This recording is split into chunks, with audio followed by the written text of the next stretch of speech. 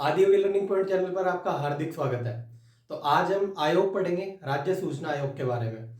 तो ये आपके आरएस के अंदर और जो सीईटी हो रही है ग्रेजुएशन वाली, उसके अंदर भी ये टॉपिक दिया हुआ है। तो आप इसे देख सकते हो। ये आपके आने वाली जो 7 और 8 जनवरी का पेपर है, उसके अंदर ये आपके लिए अच्छा और महत्वपूर्ण साबित होगा। तो देखो, सबसे पहले बात आती है कि राज्य सूचना आयोग की स्थापना कैसे हुई। तो सबसे पहले एक एक्ट आया जिसका नाम है आरटीआई एक्ट या राइट टू इंफॉर्मेशन एक्ट, जो 2005 के अंदर आया था। तो उस एक्ट की धारा 15 के अंदर ये कहा गया है कि हर एक राज्य प्रयास करेगा कि वो एक सूचना आयोग का गठन कर सके। ठीक है। अब सबसे पहले कि ये जो राज्य सूचना आयोग है, इसका काम क्या होता है। तो देखो, सूचना की जब भी कोई व्यक्ति कोई भी जैसे सरकारी कार्यालय है या किसी के अंदर से भी वो जानकारी ले सकता है किसी भी चीज की वो मांग के, तो उससे रिलेटेड। तो अब इसकी स्थापना कब हुई राजस्थान के अंदर। तो राजस्थान में ये 18 अप्रैल 2006 को स्थापित किया गया। कब स्थापित किया गया? 18 अप्रैल 2006। इसका हेडक्वार्टर कहाँ पे है? अगला सवाल। तो हेडक्वार्टर इसका जयपुर के अंदर है। ठीक है। अब जब इसकी स्थापना हुई थी 2006 में, तब इसके सबसे पहले अध्यक्ष कौन थे? तो वो है आपके एमडी कोरानी। ठीक है। प्रथम अध्यक्ष कौन? एमडी कोरानी। और वर्तमान में इसके अध्यक्ष कौन है? तो वो है डीबी गुप्ता। ठीक है। अब तक अपन ने 4 चीज देख ली। कौन कौन सी? सबसे पहली देखी इसका गठन कब हुआ। तो गठन हुआ 18 अप्रैल 2006। और हेडक्वार्टर कहाँ पे है? तो हेडक्वार्टर है जयपुर में। प्रथम अध्यक्ष एमडी कोरानी और दूसरे हैं डीबी गुप्ता, जो वर्तमान के अंदर है।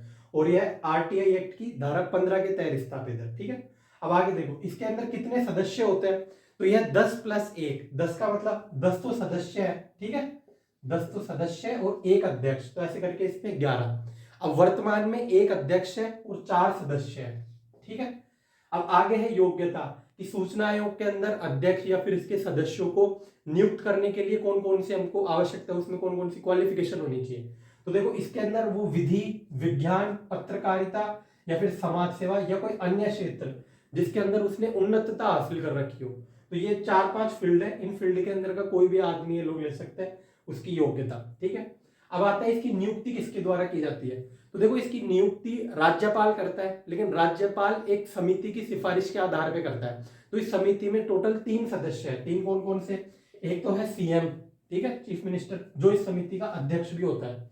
दूसरा है विपक्ष के नेता और तीसरे पे कोई भी एक कैबिनेट मंत्री। तो 3 सदस्य ये समिति सिफारिश करती है राज्यपाल को और फिर राज्यपाल इसको नियुक्त करता है। तो अगर सवाल आता है कि इसकी नियुक्ति कौन करता है, तब तो राज्यपाल के ऊपर टिक कर देना।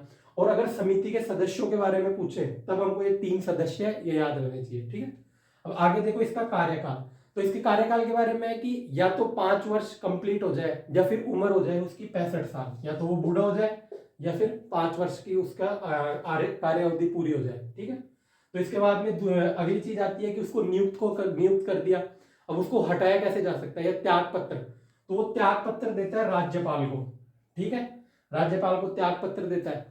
इसके बाद इसका वेतन वेतन किसके बराबर होता है। सवाल ऐसे आएगा कि इसका वेतन किसके समतुल्य होता है। तो इसका वेतन जो निर्वाचन आयुक्त होता है, तो निर्वाचन आयुक्त के बराबर सूचना आयुक्त का वेतन होता है। और जो इसके सदस्य है निर्वाचन आयोग के, तो इसके सदस्यों का वेतन जो मुख्य सचिव है उस मुख्य सचिव के समान होता है। ठीक है। तो अगला है, इसको हटाएंगे कैसे। तो इसको हटाने के 2 आधार है। कौन कौन से? पहला तो है कदाचार और दूसरा है असमर्थता, कि वो काम करने में समर्थ नहीं रहा। तो अब ये हटाएंगे कैसे।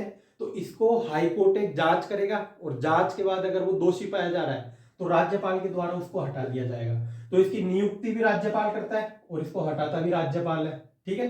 नियुक्ति तो करता है, वो नियुक्ति तो करता है समिति की सिफारिश के आधार पे और हटाता है हाईकोर्ट की जांच के आधार पे। ठीक है। इसके बाद इसकी शक्तियां क्या क्या है। तो देखो, पहली इसकी शक्ति आती है परिवाद संबंधी। मतलब अगर कोई भी व्यक्ति कंप्लेन करना चाहे किसी भी सरकारी ऑफिसर के खिलाफ, या फिर कोई भी जो इंफॉर्मेशन देने से मना कर रहा है, सूचना देने से मना कर रहा है, या फिर मांगी गई सूचना पर्याप्त मात्रा में नहीं दे रहा है, तो उसके खिलाफ इसके पास अपील की जा सकती है। इसी को बोलते हैं परिवाद संबंधी। फिर अगला है अपीलीय, तो अपील कर देंगे। और अभी 30 नंबर पे जुर्माना। तो यह 250 रुपए से लेके 25,000 रुपए तक का जुर्माना भी लगा सकता है जो इन्फॉर्मेशन देने से मना करे किसी भी अधिकारी को। ठीक है। तो हमने इसके बारे में इतनी चीजें देखी। इनमें से कोई ना कोई एक सवाल एमसीक्यू के रूप में या तो आने वाली सीईटी के अंदर आ सकता है, तो आप एक बार देखना। और एक ये जो 4 सदस्य है, ये 4 सदस्यों के बारे में आप पता करना कि ये कौन कौन से हैं। ठीक है। तो मिलते हैं अगली वीडियो के अंदर एक नया आपके साथ। धन्यवाद। जय हिंद, जय भारत।